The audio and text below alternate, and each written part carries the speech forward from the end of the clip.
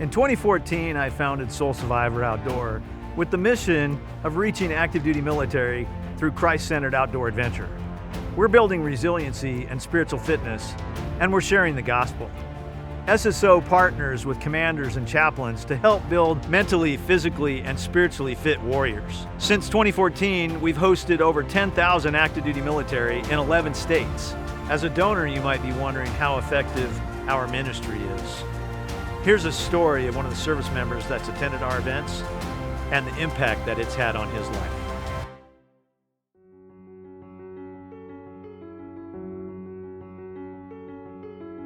My name is Gunner Sergeant Jose Flores. I am currently a drill instructor at MCRD San Diego, currently on my 13th year. My career began in 2008 when I joined the Marine Corps straight out of high school. I was a senior in high school. I had never planned on joining the military at all. Matter of fact, my father served in the Air Force, so I kind of wanted to stay away from the military. So I was like, I'm not gonna join, So I went back, talked to a recruiter, and from there I just fell in love with everything he had to offer. He made me realize that I had an idea, not a plan. And so I joined the Marine Corps because I was 17 at the time. So the only thing that I had to get parental consent, my father said he would sign if my mother signed. My mother said, she will not sign unless I went on and got a college degree, because I will be the first in my family to get a college degree. So we made that, and she specifically stated, I don't care if you're in Iraq, I don't care if you're in Afghanistan, I don't care if you're in the field, you're in Japan, you will get a degree. I don't care at all costs, I don't care what you have to do, you will get a college degree.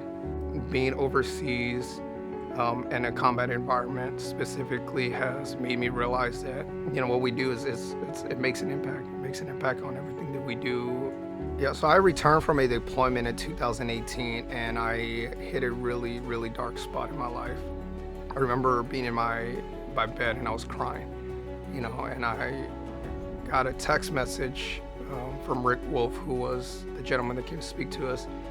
And in his text, he said that there was 2 no-shows that were not going to show because they couldn't come to the event. And he asked if I wanted to attend. So right away, I responded with, I want to let the junior Marines fill up. And he had mentioned that we've already reached out to everybody, because he had the same mindset. So we already reached out to all, there's nobody else that wants to attend. He goes, would you like to attend? So he kind of re-emphasized that again. It was kind of, encouraging me. And then I remember making an excuse. I typed out a response to Rick saying that I was not gonna attend. I came up with an excuse, everything that I could. And as before I sent, I took a pause and I reflected. I was like, what do I really have to lose?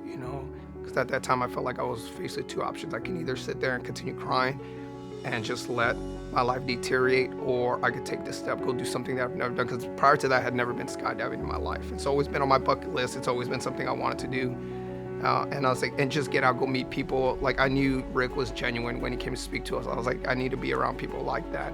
I need to be around individuals with, with open arms and an open heart that they weren't asking for anything in return. They simply were there to serve. So I was like, I want to be around him. I want to be around his team. And I responded, I was like, yes, I'll be there. Even after I sent that message, I almost had like buyer's remorse. So I was like, I'm gonna take it back. I don't want to go. So I did take it. I show up the next day, and the entire time that I'm going to the site, I just came up with excuses like, I could turn around now. It's not too late. I could turn around. There's a light. I could turn around. And I just felt like God was saying, just go, just follow me, and just, this is where I need you to go. So without trying to overthink it, I just went.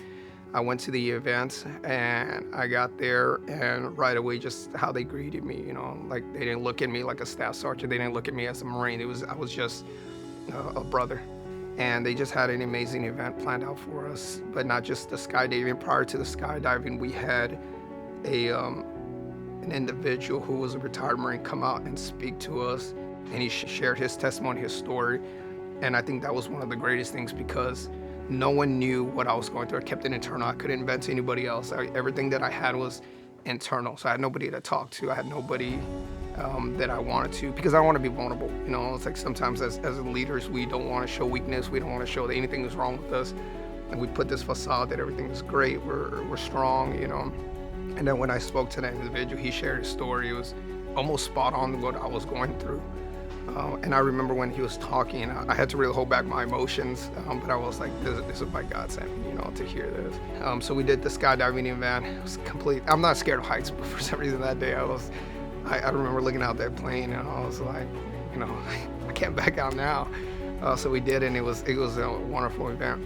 But I remember as the plane, they opened up the door to let us out. I remember looking down and just seeing the scenery and the houses and the mountains, and I was like, this is what God created, it's so beautiful. But I was so stuck in that dark place of where I was at that I was just focused on the negative. And then when I saw that, to me, I was like, this is, God has created so much good for us that I think that alone was an eye-opening experience. I jumped out of the plane. It was amazing. Something that I probably would never do outside if Rick had not pushed me to do it. For me, that experience, that event was, at the time, it was a spark. It reunited my faith because I was such at a low, dark place in my life.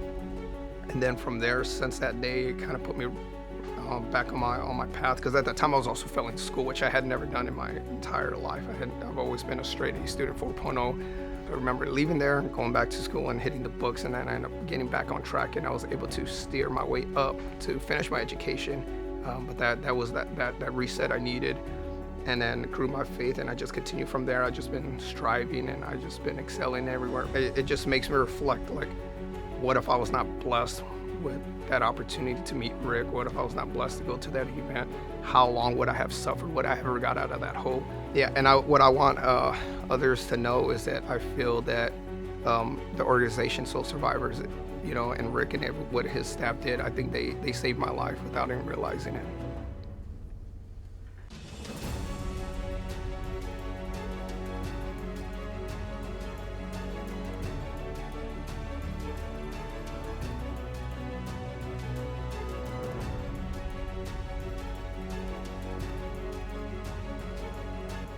Yeah, so I would encourage any active duty service member that if they were invited to a Soul Survivor event, I would encourage them to go.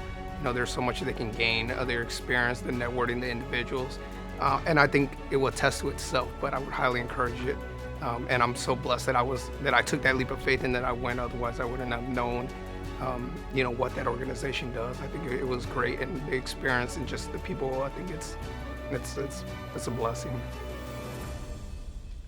It's through your support that we're able to impact the lives of service members like Jose.